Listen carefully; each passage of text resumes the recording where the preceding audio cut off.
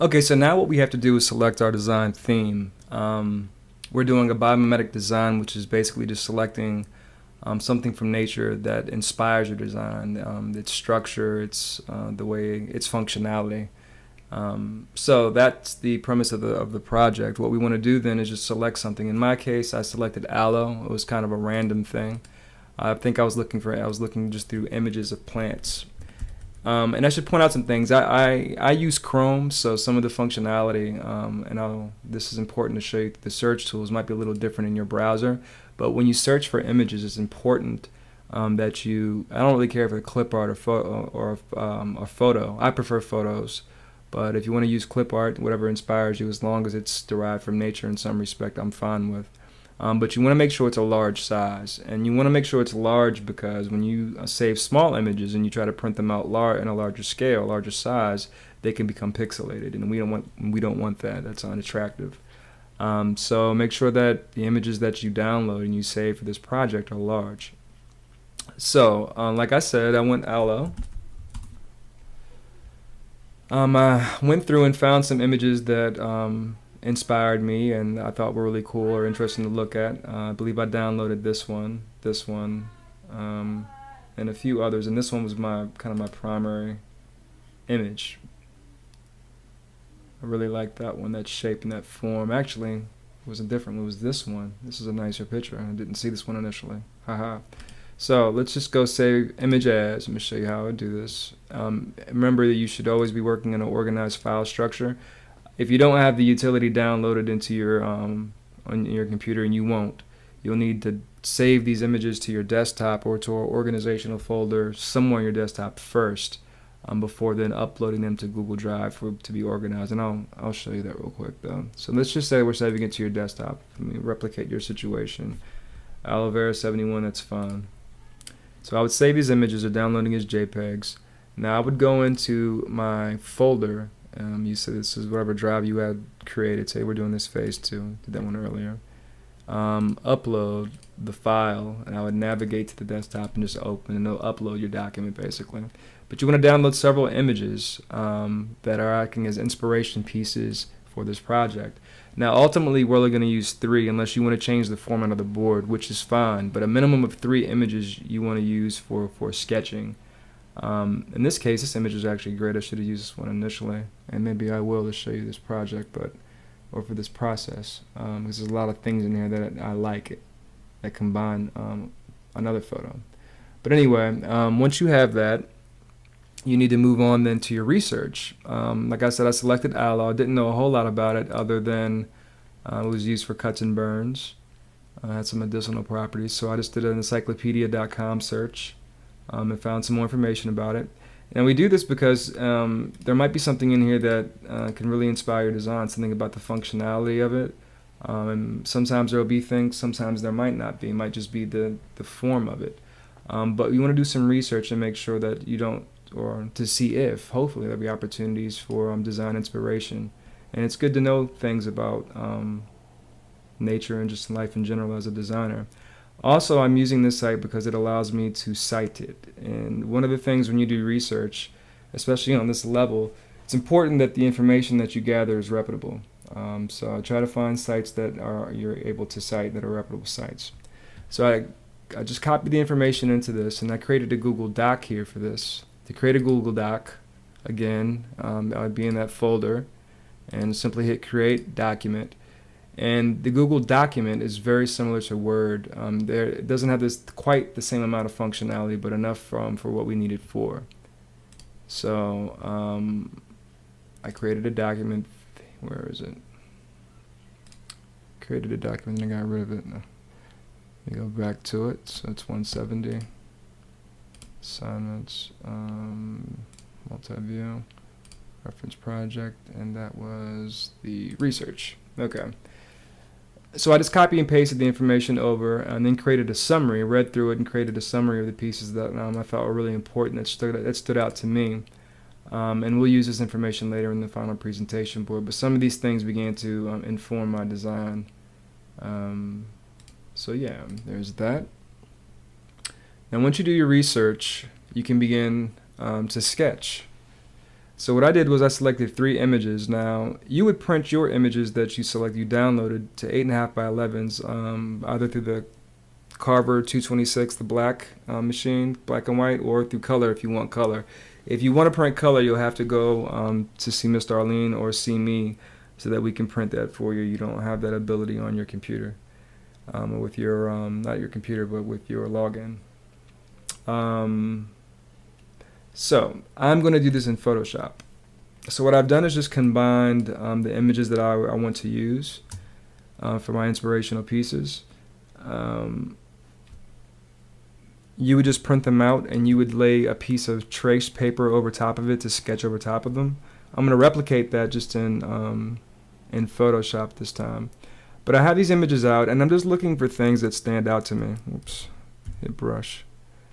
So kind of the spines on this stood out to me. It was a major architectural feature of this plant. Kind of these spines. So I thought that was interesting. On this image, what really struck me was how the skin of it, kind of how water was just pooling on it, and it was very similar to the stainless steel. I presume this is that it's sitting on. So I thought that was really, really interesting, and in some respect, I wanted to have also the curve of this, kind of the inner curve, that rib. I wanted it to relay those properties onto my design somehow, so I like the skin. So I just made these notes to myself, right? The skin. Here in this image, I liked it. It was just interesting to look at that kind of cross section and a close-up view of it. And you see these kind of smaller perforations here, as if things have been taken out of it, even though they're filled with water, these little cells. But then the membrane was really fascinating to me. It kind of was translucent, so you can kind of see through it, but it still had this structure and maintained this inner integrity of the of this cross section. So I really thought that was cool, and I thought that might be a really clever way of doing an internal structure of some seating that would allow it to breathe and be lighter and less material used, but also allow some kind of flex when people sat on it or interacted with it. So that's where I was looking at this image, cellular structure. And always kind of make notes to yourself, right? Cellular structure. And then here, I really like the form of this. And this was kind of the major inspirational piece. This is the big aha for me. It kind of reminded me of a bed initially. It looks like a bed. Now I can't have people sleeping out in my space. Well, I guess I could. I wouldn't mind that too much. If it was a nice no space, I guess I wouldn't mind that. But I want people to be able to look around, see what's going on. I'm nosy like that, and most people are too. You want to see what's going on around you. So I thought maybe I can tilt this thing up. So maybe it's like a kind of a really nice lounge chair. So rather than sitting on these kind of typical benches, what if we had something where people can actually kind of recline? Thought that would be kind of cool. So that was my major aha moment for me, and that was that form that did that, even though I didn't like that spine, but you see where I began to shift that. So I played around with this, and you just do several sketches over trace, and save your trace, keep it clean, because we'll end up scanning it. So save your trace, and make sure it's not ripped or tore up or wrinkled. But I ended up coming up with these sketch images. And these became kind of the inspirational pieces for my ultimate design. So once you've finished your initial ideation sketches, I'm calling them, because they're not really technical drawings at this point, I've been inspired enough to kind of begin to put that into words. What are all these sketches? What does all this mean? So I jump back into Google Chrome for that, and I go to my file, and I created a site furnishing idea summary. So for me, I want to create a bench inspired from the aloe's leaf shape, cellular structure, heat dissemination capabilities, production of energy from the sun, biodegradability, and the texture of its skin. The bench will have a curve to it that will allow users to almost lay in it. The cellular structure of the aloe leaf can be modeled into an interior structure so the bench will flex and breathe, offering more comfort to the user. It will be able to dissipate heat, never becoming uncomfortably hot to touch. The materials used for its construction should be photovoltaic and biodegradable. The feel of the material should be smooth like the skin of the aloe leaf. Now, some of these things might not even exist. I don't even know if I can make something that's biodegradable or photovoltaic. I have no idea. But it would be cool if it could. And there are a lot of things emerging now, especially with 3D printing, that makes a lot of previous ideas that were impossible possible, especially for form, but also I think for materiality. And I think it's important as designers that we push those envelopes and explore these different materials and things, because we're the ones that are thinking of these ideas initially, and we can begin to pull different fields together. That's what we're really good at, to create solutions. So just because something doesn't exist doesn't mean that we can't frame it, a wireframe of it, and maybe even make it come to fruition, either through research for other people's work or maybe even through our own. So this is what I want to achieve with my bench, and we'll use this piece later on for our final presentation board. But this should also then begin to inspire your final form in your technical drawing, and how this piece should kind of come together. I would go into then creating kind of these multi-view pieces where you're doing your side, front, and top views. Now you see I've brought these in. Of course, you would just have your trace, and you would use these as a reference with your new trash, because now you're drawing again. And I'd recommend doing it on trace paper, because we can scan it, and that's fine. Now for me, I was trying to figure out, what shape should allow. I know that a lounge chair typically just kind of reclines, but really, what is that angle? I have no idea. How long is this even? I really didn't have any idea. So in this instance, I was a little lazy. There's places where you can go to reference this information.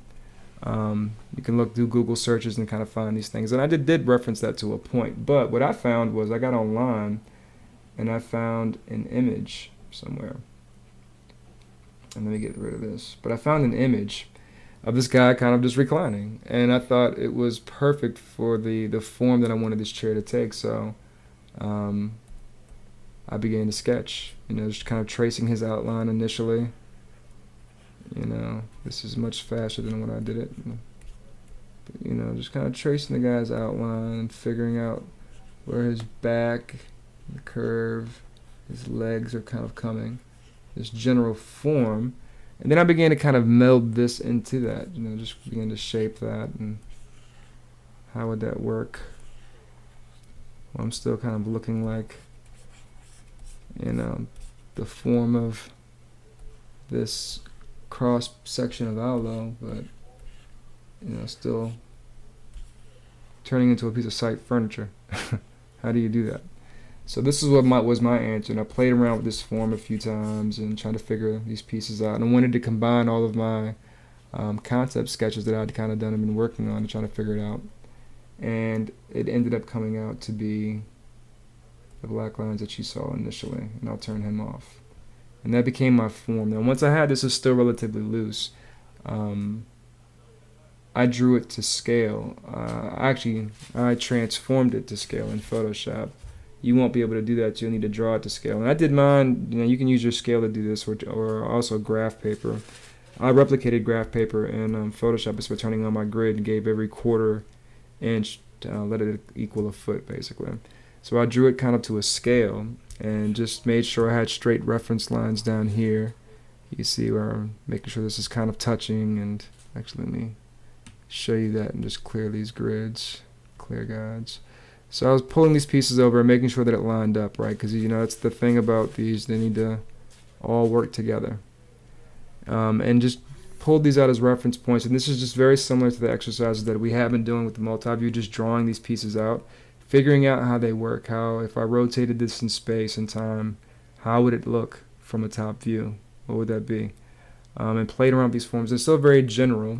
They're not technical drawings yet, but it gives me a good beginning to bring this into AutoCAD to refine.